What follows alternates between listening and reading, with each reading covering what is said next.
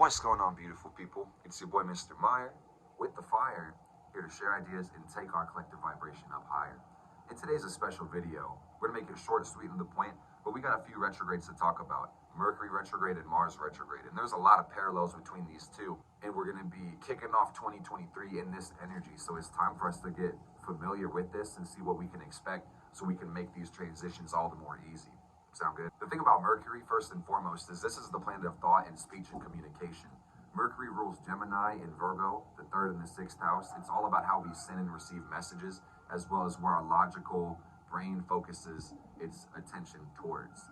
That's Mercury. Mars, on the other hand, rules our impulses and our desires. Aries and Scorpio, first and eighth house respectively. Mars governs the direction of our energy, how we use our aggression, how we assert ourselves, and how we dominate our goals. So what is a retrograde? From a geocentric or Earth perspective, a retrograde is when a planet in the solar system appears to reverse its direction. Every planet is going around the sun in the same direction, so this is effectively an optical illusion. But when planets go retrograde in transit from Earth's perspective, this is going to slow down the speed at which we receive energy from these planets. So this means, simply put, we're not getting as much new energy as quickly, so the old energy can catch up, the past can revisit, and this is a common theme of retrograde cycles. It can be a little bit harder to express the function of the planet in the external world during a retrograde cycle, but also it can even be easier to express the function of the planet on an inward level. So as Carl Jung puts it, the term is individuation, peeling back the layers of limitation to arrive at the origin and arrive at the truth, the unconditioned essence. That's what individuation is about. So as we kick off this new year, everybody, we have a beautiful window of opportunity to glance deeper at the way that our mind and our energy works. That's the beauty of this. It's really important now, more than ever, to pay attention to your environment and pay attention to the ways in which you interact with the environment, as well as how the environment reacts to you, okay? Use this time to make your mind a more beautiful and easy and safe place to live. Mercury is in the sign of Capricorn right now, and Mars is in the sign of Gemini. And that's going to tell you that Mercury in transit is ruling over the Mars in Gemini right now. These two transits are intimately connected this time, and I have about 5 themes for each of these, but there are very big parallels, so just pay attention to how you interact with your environment again. Mercury goes retrograde on December 30th, and it's going to be this way until January 19th. So the 5 themes for Mercury retrograde are: first, allow yourself more time for travel, and I simply mean more space and more wiggle room to get things done and to even get where you're needing to go. We can't expect the unexpected, but it's time to really plan for contingencies in our short-term commutes, getting around our day-to-day, but also doubly so when it comes to planning big trips or going out of your immediate environment. Double check and make it make sense, and just make sure that you put yourself in a good position where you can't fail. Number 2, slow down the speed of your thought process and your communication so you can be understood. Miscommunication is a very common theme in Mercury retrogrades, and this can be seen in our interactions with others, but you can also see this in the contracts and agreements that you make. So please dot your I's, cross the T's, double check your work, slow down so you don't make unnecessary mistakes during this retrograde. Number 3, because Mercury governs our travel, this is a good time to service your vehicles, to maintain your vehicles, to check that tire pressure, to get an oil change and check all the fluids and make sure that your vehicle is healthy. And your body is a vehicle as well, so that's also something to consider. Number 4, organize your environment and clean up your phone and computer. Mercury does rule your environment and your surroundings, and deeper than this, the personal computer and the phone is a big part of that, and how you send and receive messages between that. As above, so below. Principle of correspondence will tell you that the physical plane mirrors the spiritual plane, so reminding you, if your environment is needlessly restricted and cluttered, your mind is also needlessly restricted and cluttered.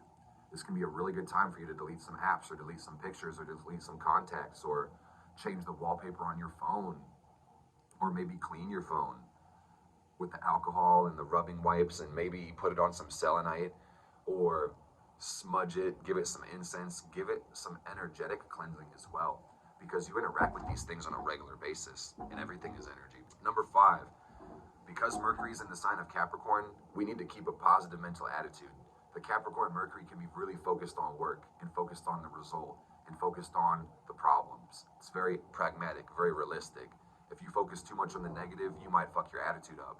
So keep a positive mental attitude. Focus more on the positive. You can't always change your circumstance or situation, but you can always change your attitude and how you respond to it. So that's something to never forget when Mercury is retro in the sign of Capricorn. Don't forget it ever, especially when Mercury makes its way out of Capricorn. So Mars went retrograde on October 31st, and it's going to be this way until January 13th. That being said, a lot of us are already deeply familiar with this energy because we've already been experiencing it for quite some time. Mars adds aggression, intention, and will to the mind. And again, Mercury rules over the sign of Gemini. So there's a lot of parallels here, y'all. The first thing I advise you for the rest of the Mars retrograde is to slow down so you can actually speed up. Sometimes it's not about how much you can do and how fast you can work if you're not doing the right things. It's good to prioritize our effort, and sometimes when we give ourselves permission to actually slow down, we can find better ways of doing things. So the first thing is to slow down. Number two, find healthy channels for aggression and frustration. Avoid being cruel to yourself and other people. A lot of us can feel a little bit high-strung, intense, or maybe even overstimulated through this energy. So it's really important to realize when you might be hitting your breaking point or close to an eruption, so you can really redirect that energy into something that's positive or constructive. My best advice, practically, is get your ass some exercise, man. Even just a short walk can make a world of a difference in your attitude and how you feel and how you want to treat other people, even yourself.